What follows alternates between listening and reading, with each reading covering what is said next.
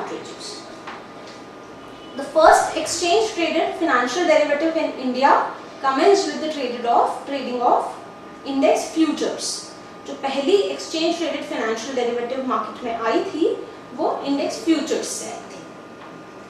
OTC derivatives are considered risky because there is no formal housing margining system नहीं होता है, कोई they are not settled on the clearing में settled नहीं होते हैं. दूसरा they do not follow any formal rules and restrictions, कोई rules and restrictions नहीं follow करते हैं. So now which of the following is not an example of the derivative on security derivative?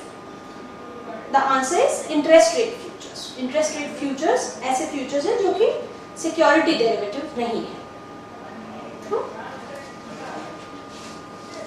Now we start with the second unit of the session, second unit of the derivative module, which is index, market index. What is an index? Upon to understand the use and functioning of the index derivative market, index derivative market को समझने के लिए ये समझना जरूरी है कि underlying index होता क्या है. ठीक है, इसमें इस चैप्टर में अपन देखेंगे इंडेक्स रिलेटेड इश्यूज क्या होते हैं, फिर इंडेक्स क्यों यूज होता है मार्केट में, कैसा इंडेक्स अच्छा इंडेक्स माना जाता है. सबसे पहले इंडेक्स यूज होता है as an information source. Index is a kind of information source.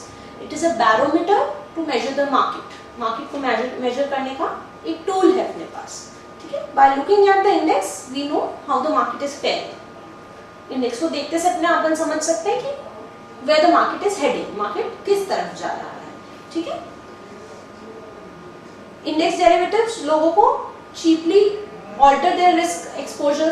They help the people to cheaply alter their risk exposure to an index. hedging कर सकते हैं लोग इंडेक्स में, and to implement forecast about index futures. दोनों ही चीजों के लिए use हो सकता है. अपनी रिस्क को कवर करने के लिए इंडेक्स फ्यूचर्स यूज किए जा सकते हैं जिसको अपन hedging बोलेंगे, और स्पेक्यूलेट करने के लिए, बेट करने के लिए इंडेक्स मूवमेंट्स पे यूज किए जा सकते हैं जिसको अपन स्पेक्यूलेशन बोलेंगे. Now what is an index number? Index number basically क्या है? ये एक नंबर है जो मेजर करता है the change in a set of values over a period of time. एक change in the set of values over a period of time. जैसे अपन निफ्टी को ले लें तो उसमें 50 कंपनीज हैं. अब उन 50 कंपनीज में जो चेंज आ रहा है, जो अप्स एंड डाउन्स हो रहे हैं, उसको आपका इंडेक्स नंबर मेजर कर रहा है, उसको कहीं ना कहीं रिफ्लेक्ट कर रहा है. ठीक है, stock index represents the change in value. Stock index क्या रिप्रेजेंट करता है? Change in value of a set of stocks. Set of stocks की चेंज इन वैल्यू रिप्रेजेंट करता है जिससे कि इंडेक्स फॉर्म होता है. ठीक है, एक जो अच्छा मार्केट इंडेक्स होता है, it is one which captures the behavior of the overall equity market. एक पूरे इक्विटी मार्केट का बिहेवियर जो कैप्चर कर रहा है वो एक अच्छा इंडेक्स है, क्योंकि that is a true representation of the market. Index की जरूरत ही अपने को क्यों है? ताकि वो एक अपने को मार्केट का पिक्चर दे सके. और अच्छा इंडेक्स ऑब्वियसली वही इंडेक्स होगा जो कि अपने को एक ट्रू पिक्चर दे सके या true behaviour of the market movement बता सके. It should represent the market and it should be well diversified. Market को रिप्रेजेंट करना चाहिए और डाइवर्सिफिकेशन होना चाहिए. इंडेक्स में सभी सेक्टर्स की कंपनीज इंक्लूडेड होनी चाहिए एंड येट हाईली लिक्विड भी होना चाहिए. ठीक है, movements of the index should represent return obtain bye typical portfolio in the country. Movement से क्या पता पड़ना चाहिए? कितना रिटर्न किसी पोर्टफोलियो ने अर्न किया है वो. मार्केट इंडेक्स इंपॉर्टेंस क्यों है? क्योंकि वो बैरोमीटर है मार्केट बिहेवियर का, वो बेंचमार्क है पोर्टफोलियो परफॉर्मेंस का. It is underline in the derivative instrument. Upon trade कर सकते हैं इंडेक्स पे डेरिवेटिव मार्केट में, और पासिव फंड मैनेजमेंट में यूज हो सकता है, जैसे कि इंडेक्स फंड जो कि बेसिकली इंडेक्स पे ही यूज होते हैं. ठीक है, now coming on to economic significance of index movement. Economic significance of index movement मतलब कि how do we interpret index movements. ठीक है, what does this movements mean? तो बेसिकली ये क्या है? इंडेक्स मूवमेंट क्या रिफ्लेक्ट करता है? ये रिफ्लेक्ट करता है changing expectations of the investors, changing expectations of the stock market about future dividends. अगर मार्केट बढ़ रहा है तो people are optimistic about the market, they feel the dividend will increase. And अगर market गिर रहा है या index गिर रहा है तो that is कि people are pessimistic about the market. They feel the future dividends will fall in the coming times. ठीक है, with the prospects of dividend being changing, the supply and demand is changing, so the prospects of dividend are also changing. The ideal index gives us instant reading about how the stock market perceives the future. Ideal index क्या अपने को instant readings देगा कि कैसे एक stock market को move करना चाहिए. ठीक है, हर stock price move करता है दो reasons की वजह से. पहला, उस stock की, उस company की खुद की news. दूसरा, market की news, country की news. ठीक है, तो job of an index is to purely captures country वाली news. ठीक है, the movement of the stock market as a whole, overall stock market के movement को capture करना. अब types of indexes, अलग-अलग type के indexes बने, जैसे market capitalization weighted index. Market capitalization weighted index में क्या हुआ? Each stock in the index affects the index value in proportion to the market value. उसमें हर stock कैसे affect करेगा index value को? In proportion to the market value of all shares outstanding. जितने market value of all shares outstanding है उस proportion में वो index को affect करेगा. वैसे आया price weighted index in proportion to the price. कैसे affect करेगा market को? Every stock will affect the market with the weight of each stock. कैसे? is proportional to the price of that stock. ठीक. अब market capitalisation weighted index का एक formula निकाला गया. वो फॉर्मूला था base value into current market capitalisation upon base market capitalisation. इससे क्या निकलेगी? इससे इंडेक्स की वैल्यू निकलेगी. तो जनरली इस पे क्वेश्चंस बनते हैं, न्यूमेरिकल्स बनते हैं.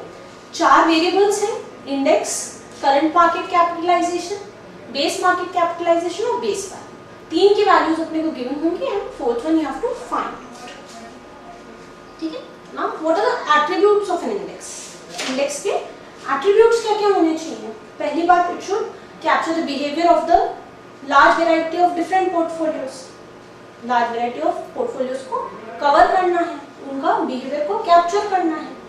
Through the stocks included in the index should be highly liquid. Stocks highly liquid होने चाहिए एंड प्रोफेशनली मेंटेन्ड होना चाहिए. ये मेजर एट्रीब्यूट्स हैं किसी भी अच्छे इंडेक्स को फॉर्म करने के. इसके अलावा डाइवर्सिफिकेशन एक बहुत इंपॉर्टेंट चीज है. ठीक है, market should be the index should B diversified. Like Nifty is well diversified. Nifty में 21 सेक्टर्स से, अलग अलग 21 सेक्टर्स से कंपनीज को लिया गया है based on their liquidity. So that is a good picture of the market we can say. ठीक है, then it should capture behaviour of the portfolio.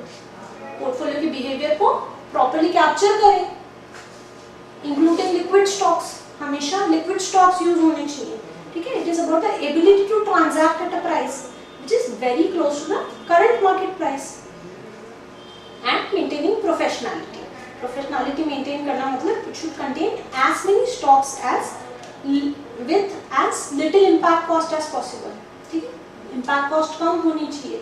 मतलब same set of stocks would not satisfy these criteria all the time.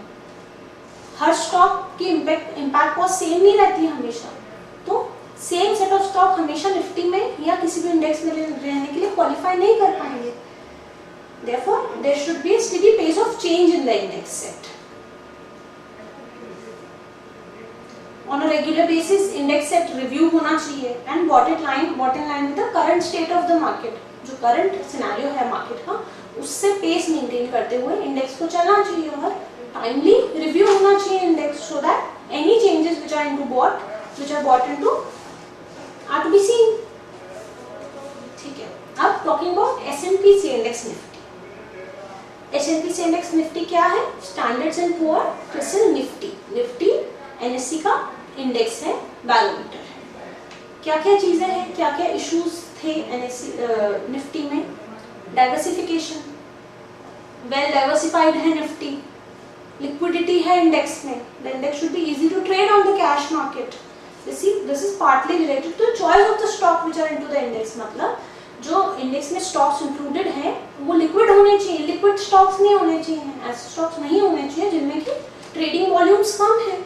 ठीक है. High liquidity of index components implies the information in the index is less noisy. बहुत ज़्यादा noisy information नहीं है index में.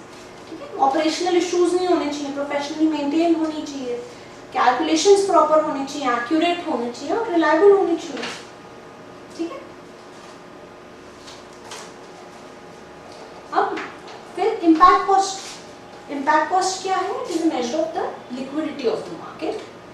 ये reflect करती है कॉस्ट जो कि एक इंडेक्स को ट्रेड करने में अपने को जो कॉस्ट लगती है उसको रिप्रेजेंट करती है इम्पैक्ट कॉस्ट. ठीक है.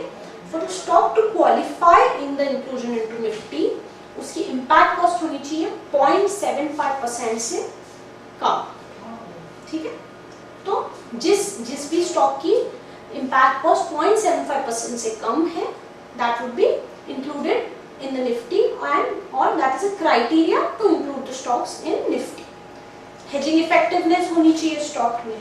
मतलब it is a measure of the extent to which an index correlates with the portfolio. कितना correlation है उसका portfolio के साथ.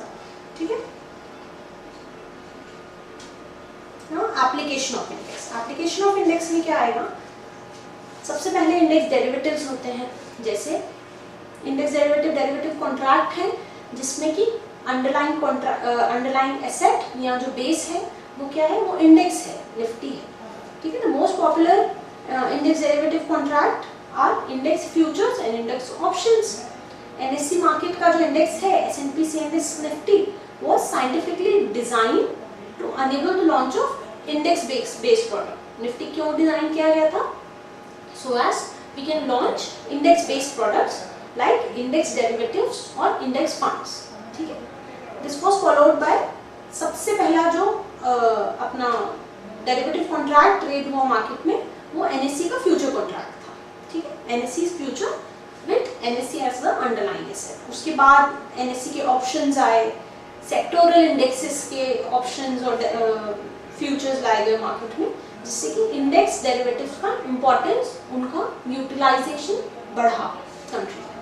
Then index funds. Index funds क्या होते हैं? Index funds एक तरीके के फंड होते हैं जो कि रेप्लिकेट करने की कोशिश करते हैं इंडेक्स के रिटर्न्स को. ठीक है.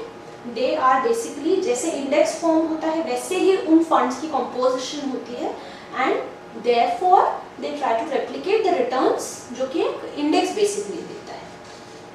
ठीक. For instance अगर एक Nifty index fund would seek to get the same return as the Nifty index. तो 50 स्टॉक्स हैं, अगर 50 स्टॉक्स हैं निफ्टी में, सपोज रिलायंस का 12% वेटेज है तो वो भी अपने इंडेक्स फंड में रिलायंस खरीदेंगे और 12% की वेटेज पे ही खरीदेंगे. वो भी अपने इंडेक्स में 50 स्टॉक रखेंगे और उसी वेटेज में रखेंगे जैसे कि एक्चुअल इंडेक्स में है. सो that is mirror image of the index. ठीक है. देन है उसके अलावा होते हैं एक्सचेंज ट्रेडेड फंड्स. ये इनोवेटिव प्रोडक्ट्स हैं which first came into the existence in US in 1993. They have gained prominence over the last few years. ये भी वैसे ही मार्केट में ट्रेड होते हैं जैसे शेयर्स ट्रेड होते हैं. ETF प्रोवाइड करते हैं एक्सपोजर टू एन इंडेक्स और a basket of securities that trade on the exchange like a single stock. They have a number of advantages over the traditional open-ended funds as they can be bought and sold on the exchange at prices that are usually close to intraday NAV. जो NAV क्या है? Net Asset Value पे trade किए जा सकते हैं वो. They are an innovation to the traditional mutual fund. जो traditional mutual funds हैं, they are a step ahead than the traditional mutual funds. ठीक है. Unlike listed closed-ended funds which trade at substantial premium, ETFs are structured in such a manner which allows to create new units and redeem outstanding units. मतलब अपन नई units ले सकते हैं और अपनी जो पुरानी यूनिट्स अपने पास है उसको रिडीम कर सकते हैं, ensuring that ETFs trade close to their actual NAV. इससे क्या इंश्योर होता है कि ETFs are trading at their actual NAV. ठीक है. The first ETF in India was Nifty Bees, which was based on S&P CNX Nifty किस पे based था?